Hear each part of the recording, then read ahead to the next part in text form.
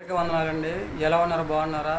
ఈ దినాన్ని దేవుని యొక్క వాక్య ప్రకారం మనం చూసుకున్నట్లయితే మనిషి జీవితంలో లెగిస్తే హానంటండి, కూర్చుంటే హానంట, పరిగెడితే హానంట, నడిస్తే హానంట, ప్రయాణం చేస్తే హానంటండి, చివరకు మంచినీళ్ళు సరిగ్గా తాగకపోయినా హానికరంగా ఉంటుందంటండి, భోజనం సరిగ్గా చేయకపోయినా హానికరంగా ఉంటుందంటండి, అలాగే నిద్రలో కూడా అపాయాలు ఉన్నాయంటండి.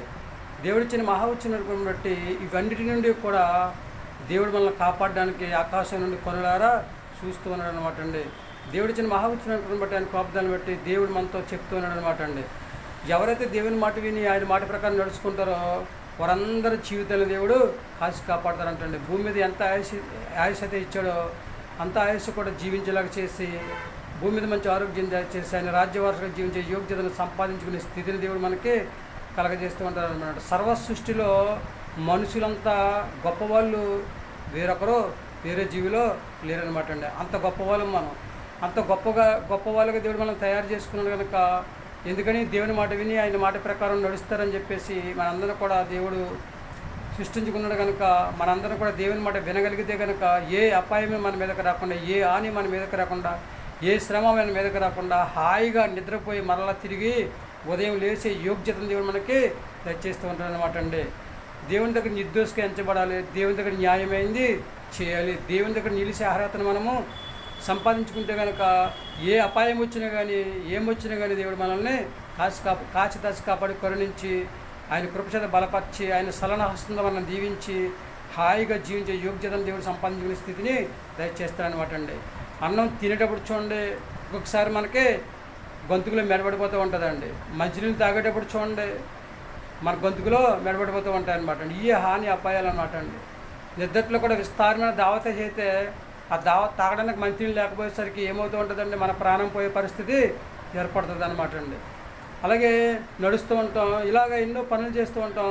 ఏ పని చేసినా కానీ మానవుని యొక్క జీవితంలో ప్రతిదీ కూడా హాని హాని హాని ఎన్నో అపాయాలు ఉన్నాయి కనుక వాటన్నిటిలో నుంచి కూడా దేవుడు మనం తప్పించాలంటే మన అందరం కూడా దేవుడి మాట విని ఆయన మాట ప్రకారం నడుచుకుంటే దేవుడు మనల్ని ఎంతగానో వాటన్నిటి నుంచి తప్పించి హ్యాపీగా ఉండేలా దేవుడు చేస్తూ ఉంటాడనమాట అండి. పరిశుద్ధ గ్రంథంలో దేవుని మాట విని ఆయన మాట ప్రకారం నడుచుకున్న వారు అందరూ కూడా ఏ హాని అపాయంలో సంభవించకుండా, ఒకవేళ పొరపాటుని సంభవించినా కానీ దేవుడు వాళ్ళని స్వస్థపరిచి బాగు చేసి హ్యాపీగా ఉండేలా చేసి వాళ్ళకి దేవుడు ఎంత ఆశ అయితే ఇచ్చాడో అంత ఆశ కూడా జీవించేలాగా దేవుడు వాళ్ళకి చేసినట్లుగా మనం చూస్తూ ఉన్నాం. మనం కూడా దేవుడి మాట విందామా? ఏ అపాయంలో వచ్చినా ఎన్ని వచ్చినా ఏ రోజు ఏం సంభవిస్తుంది ఎవరికి తెలియదు అనమాట. సృష్టించిన సృష్టికర్త అయిన దేవుడికి మాత్రమే తెలుస్తూ ఉంటుంది అనమాట. ఒకవేళ తెలిసినా మనం ఏమీ చేయలేమన్నమాట అండి. కనుక ఏ హాని అపాయములు అపనందలు ఏది కూడా మన మీదకి రాకుండా ఉండాలి అంటే చక్కగా దేవుని మాట విని ఆయన మాట ప్రకారం నడుచుకుని ఆయన నామంలో ప్రార్థన చేసుకుని దేవా నన్ను కాపాడు, నన్ను కరుణించు అని చెప్పేసి మన దేవుని ప్రార్థన చేసి అడగాలండి. ఎప్పుడు కూడా దేవుడు దయ, జాలి, కనికరం, కృప, కాపుదల, నడుపుదల, ఆయన యొక్క ఆశీర్వాదాలు అన్నీ కూడా మన మీద ఉంచుతాడనమాట అండి. అడుగుతారా? దేవుని నామంలో ప్రార్థన చేసి దేవ నన్ను ఏ అపాయం వచ్చినా కానీ వాటి నుండి తప్పించమని చెప్పేసి అడుగుతారా? దేవుని ప్రార్థన చేసి అది మీ ఆలోచన మీదనమాట అండి. సేమ్ మనందరం కూడా దేవుని మాట విని ఆయన మాట ప్రకారం నడుచుకుని ఆపదలో నుంచి దేవుడు తప్పించాలని చెప్పేసి ప్రార్థన చేసుకుంటూ ఇతరులు కూడా ఎవరు కూడా పాడైపోకుండా, ఎవరు కూడా నశించిపోకుండా, ఎవరు కూడా మధ్యలో వెళ్ళిపోకుండా 100% కూడా చివరి వరకు కూడా దేవుణ్ణి శ్రమ అయినా, బాధ అయినా, కష్టమైన, ఇబ్బంది అయినా ఏమైనా సరే చివరి వరకు కూడా దేవుని నామంలో ప్రార్థన చేసుకుని దేవుడిచ్చే ఆయుస్సంతా కూడా జీవించాలని చెప్పేసి మన అందరి కోసం ప్రార్థించేది. ఎందుకంటే అందరూ బాగుండాలి, మనం కూడా బాగుండాలి, అందులో మనం కూడా ఉండాలండి. అది మనం కోరుకోవాలి. మనకెందుకు ప్రార్థన చేయడమే మన చిన్న ప్రార్థన చేసామనుకోండి దేవుడు మనల్ని దీవిస్తూ ఉంటాడు అనమాట. చేద్దామా మరి? అయితే కళ్ళు మూసుకొని ప్రార్థనలోకి వెంచాను. మహాపరిష్ఠుని పరలోక తండ్రి, నీ ఘనమైన పదాలు లెక్కలేని స్తుతిస్తోత్రం ప్రభావ. మనిషి జీవితంలో ఎన్నో అపాయాలు ఉన్నాయని చదివించేదండి స్తుతిలో వాటన్నిటి నుండి తండ్రి తప్పించేవాడు నీవే చదివించే ప్రభు, నీకు పొందాతండి.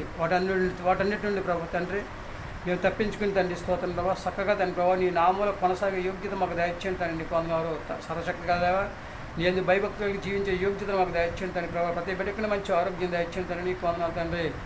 చిన్నలను, పెద్దలను, యవనస్తులను తండ్రి ప్రభావ, వ్యాపారం చేసుకునేవారిని, ఉద్యోగం చేసుకునేవారిని తండ్రి ప్రభావ, అందరినీ సర్వశిష్యులు అందరినీ కూడా దీవించి ఆశీర్వదించి వారు ఎవరికి కావాల్సిన వారి సహాయం వారికి దయచేసి హాని అపాయములు తండ్రి ప్రభా సంభవించకుండా ఉండాలంటే ఈ నామంలో విశ్వాసంతో ప్రార్థన చేసుకునే యోగ్యత, మంచి మనస్సు ప్రతి బిడ్డకినే దయచేయమని, అందరికీ మంచి ఆరోగ్యం దయచేయమని, మా ప్రార్థన ఆలకించుతాను, మా ప్రార్థనకు ప్రతిఫలం దయచేయమని, మా కొరకు తరగని యేసుక్రీస్తు పేసమైన నామలాడి వేడుకొంచున్నాం తండ్రి. ఆమేన్. అందరికీ వందనాలండి. త్రియక దేవుని ఆశీర్వాదం మీకు తోడుకున్నాను కాక, దేవుడు మిమ్మల్ని దీవించి ఆశీర్వదించిన కాక. ఆమేన్.